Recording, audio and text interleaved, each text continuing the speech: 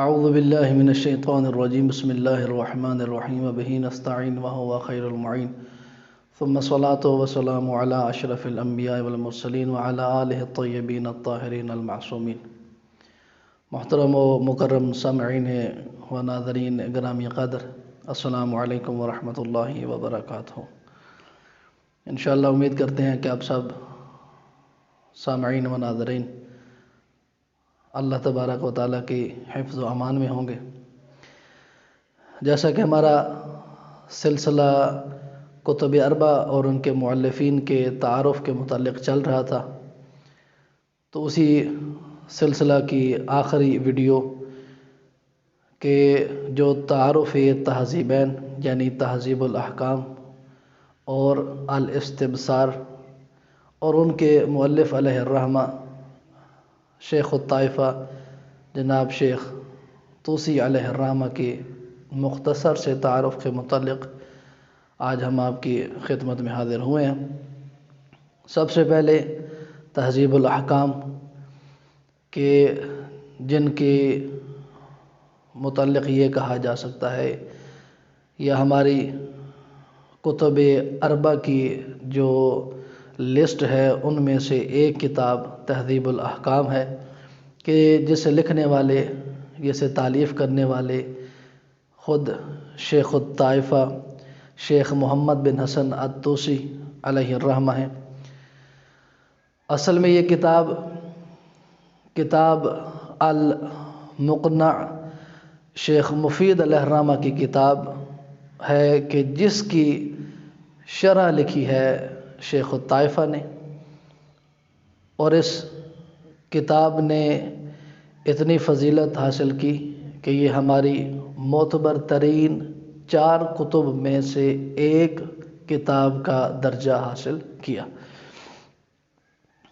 اس کتاب کا جو طریقہ کار رہا ہے تالیف کرنے کا شیخ الطائفہ نے، وہ سب سے پہلے تو انہوں نے اس طریقے کو ایسا اختیار کیا کہ خود شیخ مفید علیہ الرحمہ کی جو عبارت ہے اس کو نقل کرنے کے بعد پھر اس کی شرح فرماتے رہے، لیکن جوں وقت گزرتا گیا کتاب تالیف ہوتی گئی، شیخ الطائفہ نے اس کا طریقہ بھی تبدیل کر دیا۔ انہوں نے فقط احادیث کے نقل کرنے پر ہی اکتفا فرمایا۔ وجہ اور علت انہوں نے خود اس میں بیان فرمائی۔ یہ فرمایا کہ میں نے اس لیے اس کتاب میں فقط احادیث کو نقل کرنے پر اس لیے اکتفا کیا ہے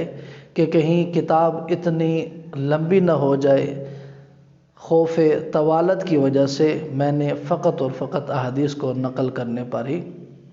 اکتفا کیا ہے۔ اسی وجہ سے ہم اس کتاب کو فقط کتاب احادیثی نہ کہیں بلکہ اس کو فقہی اور استدلالی احادیثی کتاب کہیں تو یہ اس کے لیے بہتر اور موزوں ہوگا۔ اور اس کتاب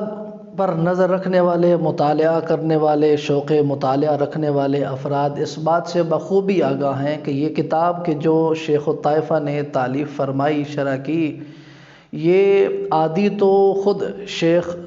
مفید علیہ الرحمہ کی زندگی میں ہی تالیف کی، انہوں نے شرح کی اس کی، اور کچھ ان کی زندگی کے بعد یعنی ان کی وفات حضرت یاد کے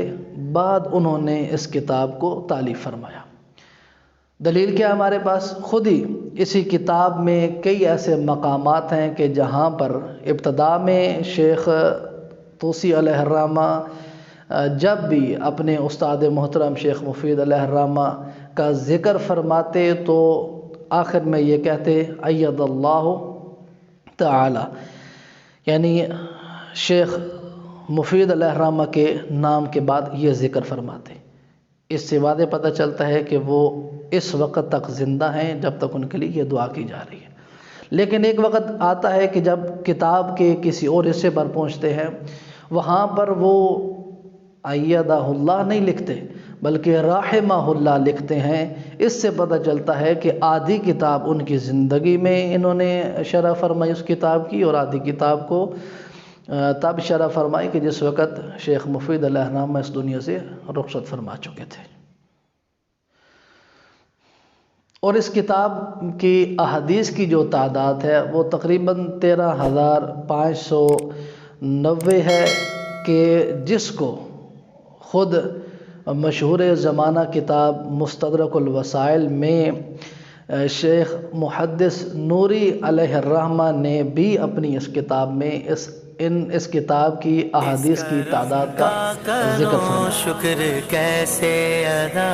اس کرم کا کروں، شکر کیسے ادا